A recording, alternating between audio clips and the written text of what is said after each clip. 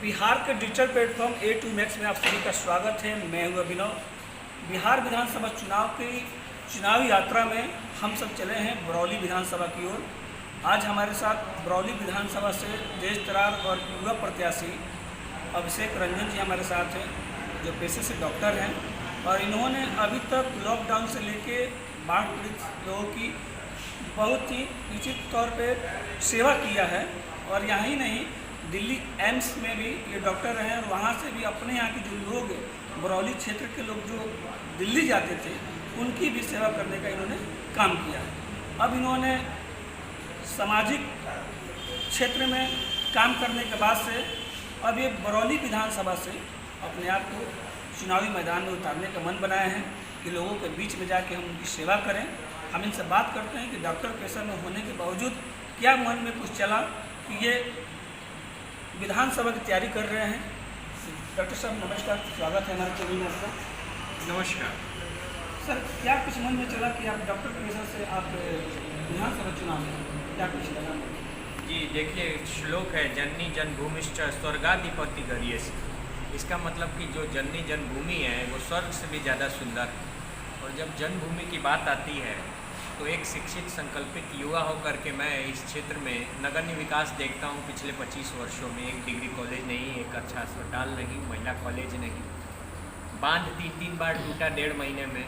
ये सारी जन समस्याएं जो हैं, इसके लिए एक युवा को अब जागना पड़ेगा। और मैं अगर शिक्षित होकर समर्थवान हूँ तो मैंने ठाना कि इस बार एक बहुत अच्छे विकल्प के तौर पे, एक संकल्पित युवा के तौर पे हम इन क्षेत्र के सारे बुजुर्गों के आशीर्वाद और युवाओं के समर्थन से बरौली विधानसभा क्षेत्र से आ गए हैं और जीतने वाले हैं।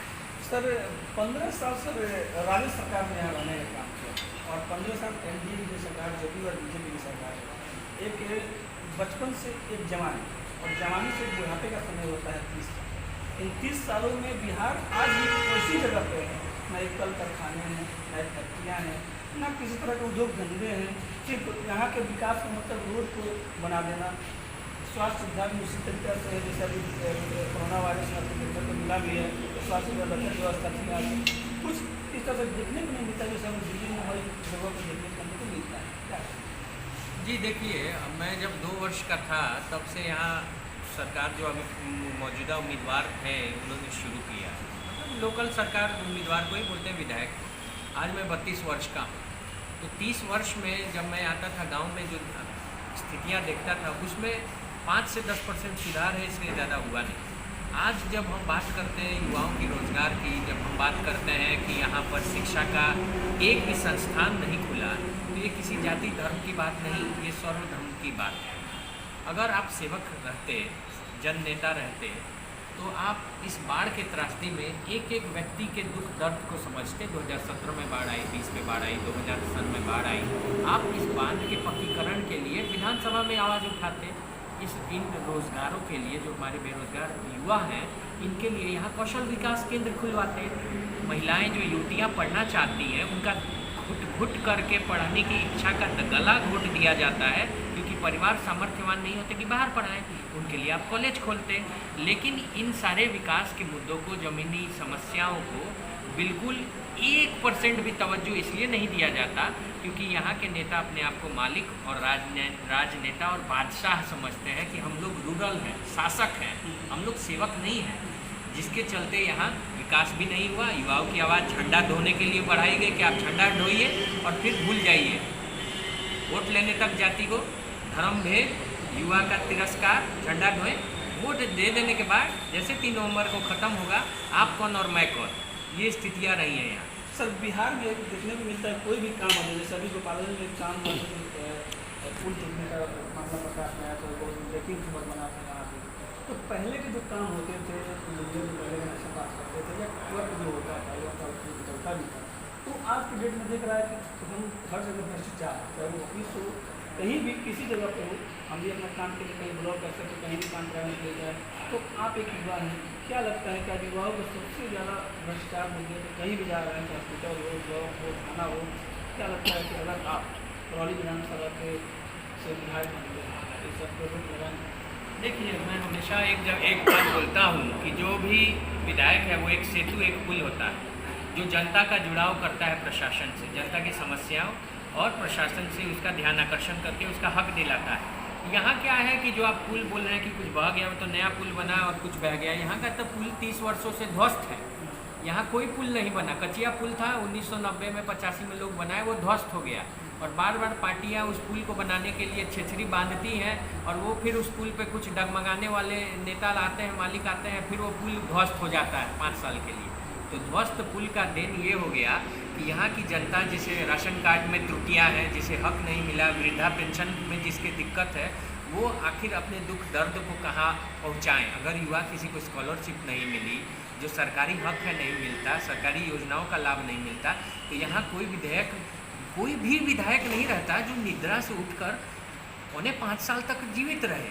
सारे लोग चुनाते हैं, उसके बाद फिर घोर निद्रा में सो जाते हैं। तो जनता के दुख दर्द में रहने वाला एक भी सेवक नहीं आया 30 साल, जिसका ये फर्ज हुआ कि यहाँ जो जन जन के बीच की समस्याएं, आप तो खुद क्षेत्र घूम रहे हैं, वो समस्या इतनी ज़्यादा व्याप्त है कि घोर निराशा भर चुकी है लोगों के अंदर। ये जब कुछ नहीं के बदलल 30 साल में, और इस बार इसी निराशावाद पर चोट करने के लिए एक उम्मीदवार, जिसके वजह से इस 30 वर्ष बरौली ध्वस्त हुआ, इसके ऊपर वोट करेंगे लोग। मैं बताता हूँ, और मैं एक सेवक, एक बेटे के रूप में यहाँ आ रहा हूँ।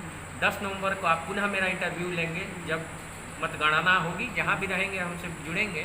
आप देखिएगा कि ये जीत बरौली के जनता की जीत होगी, ये जीत बरौली के विकास की जीत होगी, जो इस बार होने वाली है। सर, आपके यहाँ पर्यटन मंत्री रहे हैं और अभी मंगल पांडे जी यहाँ के स्वास्थ्य मंत्री, प्रभारी जिला प्रभारी गोपालगंज जी, तो जब पर्यटन से क्षेत्र में हम लोग खादी को छोड़ के कुछ ज़्यादा कुछ विकास यहाँ दिखता नहीं है पर्यटन के क्षेत्र में देखा जाए। और एक स्वास्थ्य के क्षेत्र में अगर हम मंगल पांडे की बात करें, स्वास्थ्य मंत्री हैं, तो उसके लिए भी कुछ यहाँ कराए देने के लिए कि हाँ कुछ मेडिकल के द्वारा भी दिया जाए। तो आप विधायक बनते हैं तो ठीक है, आप खुद स्वास्थ्य विभाग से जुड़े हैं, हम तो क्या कुछ व्यवस्था आप करेंगे ताकि यहाँ के लोगों की समस्या के समाधान करें? देखिए, स्वास्थ्य कोरोना के बाद एक सबसे अहम मुद्दा जो फोर फ्रंट पे आ गया है जनता के बीच। स्वास्थ्य में आप जा कर के यहाँ के PHC CHC को देखें, वहाँ प्रतिनियुक्ति नहीं है कर्मियों की, वहाँ पे ज़रूरी दवाइयाँ नहीं है, वहाँ सांप काटने की दवाई नहीं है। बाढ़ में कितने पहाड़ी सांप, कितने सारे जंगली सांप, पानी के सांप आए। रोजाना सर्पदंश से तकरीबन 10 से 15 लोगों का इधर 1-2 दिन 3 दिन छोड़कर न्यूज आता है कि मौत हो रही है, जबकि उसकी जो एंटी स्नेक वेनम वाइल्स है वो बहुत महंगी नहीं होती, 400 रुपये की 4 वाइल आती है। अगर इस मूलभूत सुविधा को हम अपने PHC CHC में नहीं उपलब्ध करा पाए, आज के समय में भी सर्पदंश से लोग मर रहे हैं, तो वो पूरा का पूरा परिवार साफ हो रहा है, उसमें कोई जाति धर्म नहीं। कभी मैं किसी मुद्दे में किसी व्यक्ति विशेष पर टिप्पणी या बात नहीं करता, समस्या और उसका समाधान बात करता हूँ। स्वास्थ्य मंत्री हैं, उनके पास पूरा बिहार का जिम्मा है, हर जगह का मसौदा है। एक विधायक का काम है कि आप स्वास्थ्य मंत्री से मिल करके बोलिए कि हमारे इस विधानसभा क्षेत्र 100 में ये मूलभूत दिक्कत है, हमको ये सुविधा दिलाइए, अपने मद से दिलवाइए, अपने काम से करिए, हम लोगों की ये दिक्कत है। यहाँ के विधायक सोए हैं, मंत्री जी तक आवाज़ नहीं पहुँचाएंगे तो कार्य कैसे करेंगे, पहली चीज़। दूसरी चीज़, पर्यटन में जो हमारे यहाँ के पूर्व विधायक जी थे, कैबिनेट मिनिस्टर हुए, 30 साल से लोगों ने उन्हें मौका दिया, दोनों पार्टियों को दिया 15-15 साल, लेकिन 30 साल से तो लड़े। अगर पर्यटन में वो चाहते तो बरौली विधानसभा क्षेत्र में बहुत कुछ कर सकते हैं। ये मैं और आप जानता हूँ कि पर्यटन मंत्री एक कैबिनेट स्तर का मिनिस्टर है, इसके ऊपर फिर मुख्यमंत्री कोई बनेगा। अगर आप पर्यटन मंत्री रहते हुए यहाँ नक्तो भवानी मंदिर का जीर्णोद्धार नहीं कर पाए, उसको सुख सुविधा टूरिज्म से, पर्यटन से जोड़ नहीं पाए, आप प्राचीन शिव मंदिर को नहीं जोड़ पाए, थावे मंदिर पर आप कुछ नहीं कर पाए, तो अगर हमारे यहाँ खनिज नहीं, हमारे यहाँ कोई उद्योग धंधा नहीं, तो टूरिज्म एकमात्र ऑप्शन है कि जब प्राचीन धरोहर है इसको हम विकसित करें। विकसित करेंगे तो आसपास के क्षेत्र के लोगों को बाज़ार से बिजनेस मिलेगा, बाहर से लोग आएंगे, जो भक्तिमय लोग आते हैं भक्त आएंगे, यहाँ के रोज़गारों में जो युवा हैं उनको रोज़गार मिलेगा, दुकानदारों का व्यवसाय बनेगा। तब तक आमदनी क्षेत्र के लोगों की नहीं बनेगी जब तक बाहर का पैसा नहीं आएगा। इसके लिए आप पर्यटन मंत्री रहते बहुत सारा कर सकते थे, बहुत सारी चीज़ें जो आप कर सकते थे। पब्लिक टॉयलेट्स डेवलप करते, साग सब्जी करते, बेसिक रोड्स बनाने के लिए मदद करते, वहाँ की इंफ्रास्ट्रक्चर को डेवलप करते, लेकिन आपने पर्यटन मंत्री रहते कुछ नहीं किया बरौली विधानसभा क्षेत्र में। ये सबसे पहला और बड़ा उदाहरण है कि अब किस कीमत पर वोट मांगेंगे।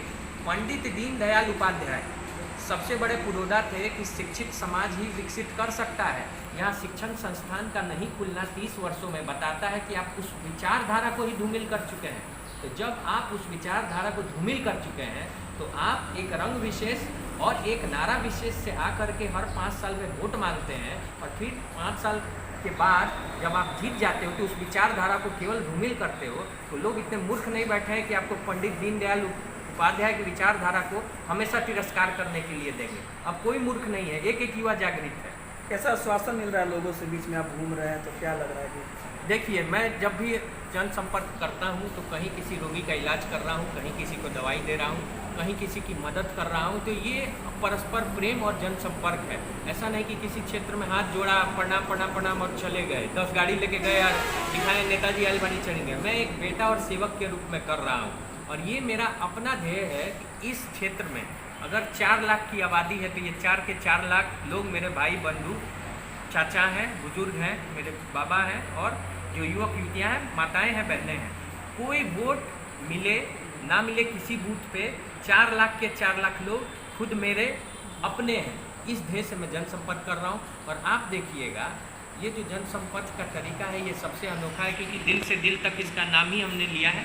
हम कहीं भी जाते हैं, डायरी में सारी समस्याएं, हर एक पंचायत, हर एक गांव की नोट होती हैं। विधायक के तौर पे उस गांव की समस्याओं को हम लोकल मुद्दों को उठा करके दूर करेंगे और इसमें कोई दो राय नहीं होगी कि जो जन समर्थन हमें मिल रहा है चर्चा के तौर पे, लोगों के फोन्स के कॉल पे, जहाँ जहाँ जा रहे हैं वहाँ के जुड़ाव के तौर पे, अक्रॉस द स्पेक्ट्रम, हर जाति, हर धर्म, हर वर्ग, हर तरीके के लोग जागरूक हो रहे हैं कि एक सर्वोत्तम तीसरा विकल्प है।